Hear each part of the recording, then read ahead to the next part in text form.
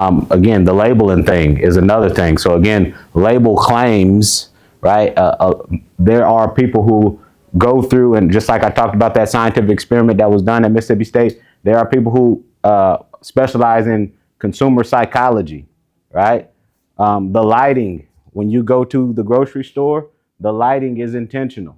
There are studies that are done on, do we want to use fluorescent lights or do we want to use LED lights? Which one makes this piece of meat look better? What's the number one thing that people use in terms of their, we kept saying, again, let's take price out of the equation. What's the number one thing people use to purchase meat? Color, right? Everybody wants a piece of meat that is bright red, cherry red, right? That's what we associate with what? Freshness, right? And quality, right? Whereas I could take some CO2, right? And I could pump it into there, or I could cure that. Has anybody ever had corned beef? Right? Corned beef. I got it, and I do this on purpose. I got a piece of corned beef that's in my refrigerator, and I save it when I want to teach class. And that thing's probably been in there for 2 years. It's still bright cherry red in the middle, right? Because that color is not going to change because it's been cured and that color is fixed. So again, it's a misnomer to think that color is directly associated with some of those things. Me, myself, and my students will tell you, where do I buy my meat from? I do buy it from the grocery store, but what part of the grocery store? The discount, the markdown, right? Because I know that, again, as a meat scientist, somebody who studies meat all the time, that the reason why they're putting it into that section is because the color has started to change. And they know that they can't sell it for full price. It goes today, full price, color gets a little bit brown, tomorrow it's 50%. And if I don't sell it by tomorrow, I got to give it away. So they'll rather sell it for 50% to recoup some of that. And so I'm waiting for them to mark it down. I go in there like, oh, not till tomorrow, I'll come back, right? And that's how I buy my meat. And I got a freezer full of yellow stickers from Walmart, right? Because that's where I get all of my meat, the manager discount section, especially like tenderloins. And we know from science that tenderloins are one of the worst muscles in terms of holding of color stability, right? But it's one of the most high cost muscles, right? If you want a fillet, it's gonna cost you $20 a pound at the least, right? I know it's gonna start to fade fastest, so I'm just waiting for those sun guns to fade, right? So I'm like, all right, and they're gonna drop the price down, right? And it's gonna taste just as good. And actually, because I know a little bit about meat science, that means it's aged a little bit longer, right? So now it's gonna be a little bit more tender, and a little bit more juicy, a little more flavorful. So again, I think I could spend a whole session on just busting meat myths, but I do like the creativity of the student using this session as a focus group and gathering some data. And I think that maybe at our Meat Summit or some of our other events, we can do a meat myth busting session. Why were the colors different with the grass fed? Oh, I never got to that, huh? Yeah, the colors, I just get off on the tangent when I start talking about it. All right, so yes, but the colors are different. Why? Because when grass-fed animals, when they're eating the grass, there's a lot of vitamin A in the grass, retinoic acids in the grass, and so that color actually is a pigment. That pigment actually just gets deposited in the fat, right? And so carotenoid compounds are really what they are, and those carotenoid compounds get deposited into the fat, and so it just causes that color. And so there's some other things that leads to. So grass-fed fat does tend to be more unsaturated, but beef, again, this is a meat myth. People say, oh, beef, if grass-fed fat is more unsaturated, that must mean that grain-fed is very saturated. But actually, beef has a lot of unsaturated fats in general, right? That's what people don't. They have a lot of palmitic acid, which is a saturated fat, but is neutral in terms of your cardiovascular health. And then it has a lot of 18-1, which is stearic acid. So if you think of a steer, 18-1, which is a monounsaturated fatty acid, and then you have a lot of polyunsaturated in this, but it also messes with the shelf life, right? And so grass-fed beef can start to develop off flavors very quickly because those unsaturated fats can be oxidized a lot quicker than saturated fats, right? And so again, the shelf life is a lot lower, but that's actually part of what gives the flavor as well. And so some people do like the off flavor a little bit of the grass-fed beef for that specific reason. So, but yeah, it's really based off of the diet and the carotenoid compounds that are deposited there. So interesting enough, as meat sits in the store, you're saying it's still aging from a science standpoint. As long as it has never been frozen. So once you freeze it, then meat stops aging. So if I go in today, if I kill a cow today and I put it straight in the freezer, I could unthaw it tomorrow and let it sit there for 90 days. It only aged for 1 day or less than 1 day. As long as I never freeze, because the aging process stops once you freeze.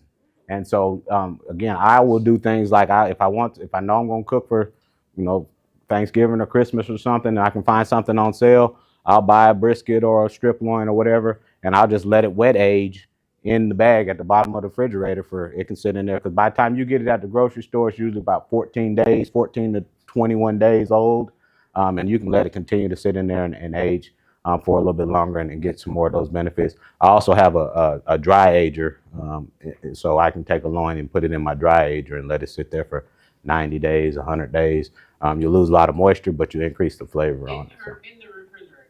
Yeah, well, the dry ager is its own unit, but the wet ager means it's aging in its bag or in the vacuum sealed bag, and so you can just leave it in that vacuum sealed bag and get a couple additional days of aging as long as it's never been frozen. So, which means that, like, it's a myth when they say keep it in your refrigerator for, I guess maybe they're talking about cooked stuff. I'm not sure. Keep it in your refrigerator for a short period of time.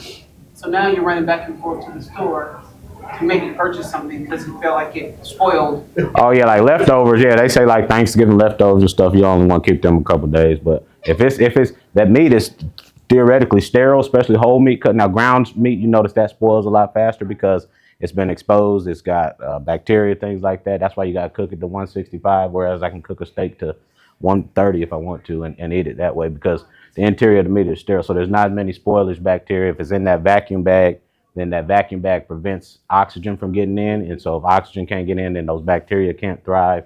And so that you're creating conditions that prevent bacteria, the spoilage bacteria, so it can age for a long time. Yeah, but other stuff, things like that, your Thanksgiving leftovers after 1 week, no more turkey sandwiches after that. So, yeah. So I recently saw a video. This man, he had like meat frozen. It was like, I guess, well, one of the days was from like 2016. So since it was frozen and never opened, is that still okay? Like you can eat it. So I had to literally write the policy for Mississippi State University because they were going back and forth about. You'll see if you go to a grocery store and they'll say there's a difference between an expiration date and a sell by date or best by date. Right, so some things expire, meaning don't eat it after this because we don't want no liability if you get sick, right? So that's an expiration date, right? And basically after then they're like, look, we told you not to eat it after that point. A best by date says, hey, the quality of it, we will ensure the quality of this product up until this date, and then if the quality deteriorates after this date, that's on you because you waited too long. Meat does not expire. And so I had to write a policy on when and how to dispose of meat from our meat processing facility. Because there were people saying, 30 days, you got to throw it away. And I said, if it's been frozen this entire time, meat, now if you're concerned about quality does deteriorate over time. But safety, wholesomeness does not deteriorate if you have kept it in those preservation conditions. You can either dehydrate it in beef jerky and things like that, and you keep it in the right conditions, it'll last forever, right? This is beef or beef and poultry? Beef, poultry, those, now again, some of them because of the fats, usually what happens is you get what they call freezer oxidation. And so that's basically a matter of, did you store it right? Did you just put it straight in there with the overwrap? Old folks used to put them in a paper bag and it would last a lot longer because you would keep the freezer burn and things like off of that. But really, again, quality may deteriorate over time. But I've got deer meat and stuff that's in the bottom of my freezer, and I pull it out, and it's probably been in there for 4 years. I'll pull it out and eat it. So, but I'm also the type of person that I got food in my truck, I'll go out there and eat it too. So I like to say I'm microdosing. I'm microdose on E. coli so that I don't have to worry about the zombies or anything like that. Yeah. So. Also, I try to stay out of the organic versus non-organic conversation because I have a strong opinion on that. But I grew some birds out side by side for consumer. One was organic, one was conventional, and she wanted it strictly organic. Those birds, and they came from the same farm. I just grew them out to her specs. Those organic birds weighed 1.5 pounds less than the conventional birds, and they were drier. Mm-hmm. They were cooked the same way, and the organic bird was very dry versus the birds I finished was on crack corn. Mm-hmm. She didn't want that. So she wanted everything to say certified organic. And she said, well, this dry. Well, this what you grow. That's what you want. This organic And that's what fiber. I really do encourage consumers to do, is to do the side-by-side test. Yes. Season it with the same seasoning, do everything the same, and decide, is it good? Because some people say it's $2 more. I don't mind spending $2 more. Some people say, oh no, I realize it ain't worth the difference, right?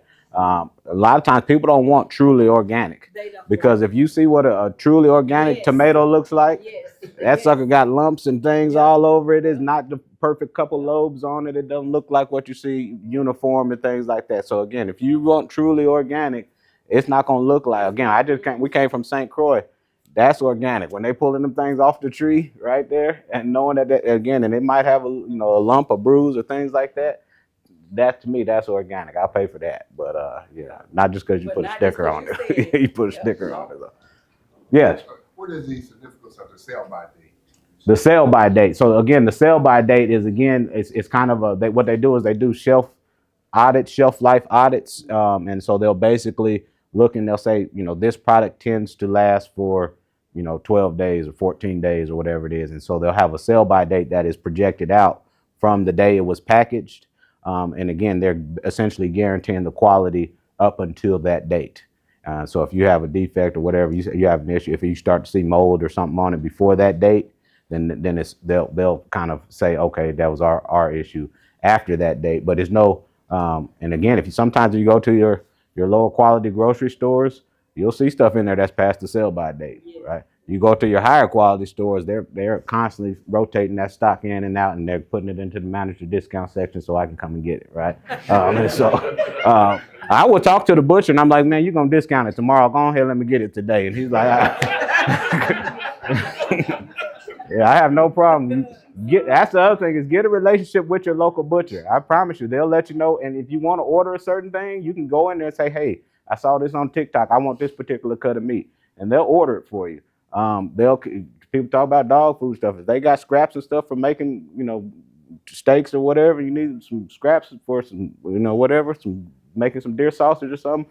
You got a good butcher, they'll find you some scraps. So never discount the value of having a relationship with your butcher. So. All right, well, we appreciate y'all coming, and that will be the end of this session. Thank y'all.